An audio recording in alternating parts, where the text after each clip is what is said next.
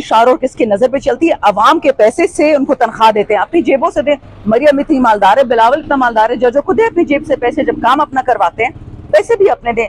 रही बात बिलावल की माजरत के साथ, जिस लड़के ने फॉरेन मिनिस्टर बनने के लिए अपनी माँ का सौदा किया, उन लोगों से जिन्होंने बेनजीर भुट्टो को कत्ल किया था, जनरल बाजवा के साथ हाथ मिलाया, तो आप बताएं वो इमरान खान का क्या बिगाड़ लेगा, वो क्या उखाड़ लेगा, वो क्या मिनिस्टर होगा, वो क्या एमएनए होगा। बस उसका यही काम है, इमरान खान इमरान खान। उसकी आधी स्पीच अपने बाप का नाम लेना, आसिफ जरदारी के, हमें पता चले कि तुम्हारा लीडर कौन है, नाम हमारे लीडर का लेता है।